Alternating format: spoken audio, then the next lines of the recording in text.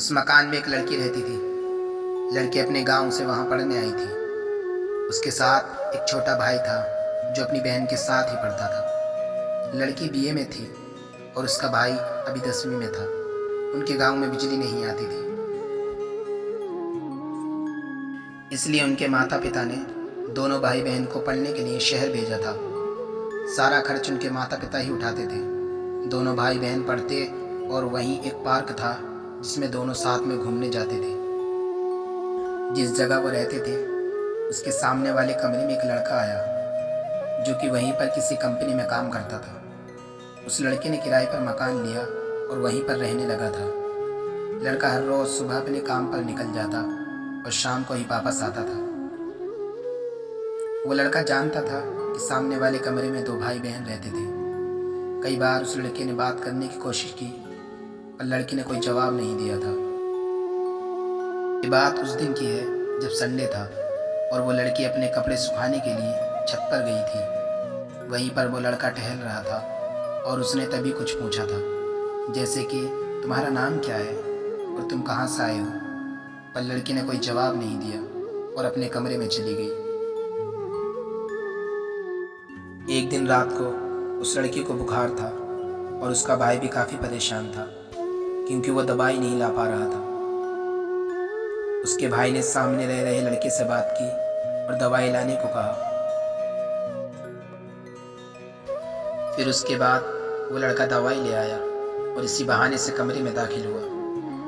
लड़की को दवाई दी और पूछा कि अगर कोई काम हो तो मुझे बता दो, मैं कर सकता हूँ। तभी लड़की ने कहा, नहीं, मैं कर लूँगी।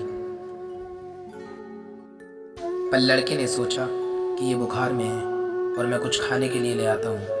कुछ देर बाद लड़का उनके खाने के लिए ले आया। दोनों भाई बहन ने खाना खाया और उसका शुक्रिया किया कि आपने हमारी मदद की। हम यहाँ पर किसी को नहीं जानते हैं, इसलिए किसी को बता भी नहीं सकते और हमें यहाँ पर आए कुछ ही महीने हुए हैं। अगले दिन लड़का अपने काम पर चला गया और लड़की की तबीयत कुछ ठीक होने लगी। इस बार लड़की ने लड़के के लिए कुछ खाने के लिए बना दिया जिससे उसे अच्छा लगे।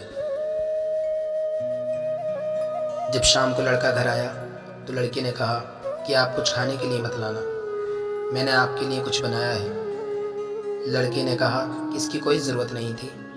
लड़की ने कहा कि बस मैंने अपने लिए बनाया था तो कुछ आपके लिए भी बना दिया, इससे कोई फ़र्क नहीं पड़ता है। उसके बाद लड़का और दोनों भाई बहन ने मिलकर एक साथ खाना खाया और उसके बाद कुछ बातें भी की। लड़की ने बताया कि हम यहाँ पढ़ाई करने आए हैं और आप यहाँ पर अकेले आए हो। लड़के ने बताया कि वो जिस कंपनी में काम करता है उसी की वजह से यहाँ आया है। कुछ दिन तक ऐसे ही चलता रहा और धीरे धीरे लड़की के मन में उसके प्रति प्यार जागने लगा। इस बात का पता लड़के को नहीं था। अब शाम को लड़का हर रोज़ वहीं पर खाना खाने लगा और ज़रूरत का हर सामान भी कभी कभी ले आता था। दोस्ती धीरे धीरे बढ़ रही थी। एक दिन वो लड़का वापस नहीं आया और लड़की उसका इंतज़ार कर रही थी। अगली सुबह जब लड़की ने उसका दरवाज़ा खटखटाया तो कोई जवाब नहीं मिला। पूरा दिन इंतज़ार करने पर भी वो नहीं आया।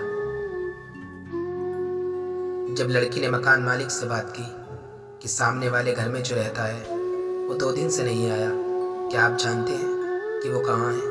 फिर मकान मालिक ने बताया कि वो तो अपने शहर चला गया है और वो 2 दिन पहले आया था और मुझे चाबी देकर कहा कि मुझे दूसरी कंपनी में जॉब मिल गई है, इसलिए जाना होगा। ये कहकर वो चला गया।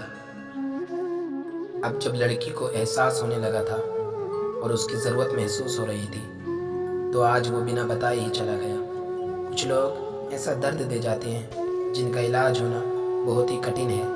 आज इस बात को 2 साल बीत गए पर वो आज तक वापस नहीं आया।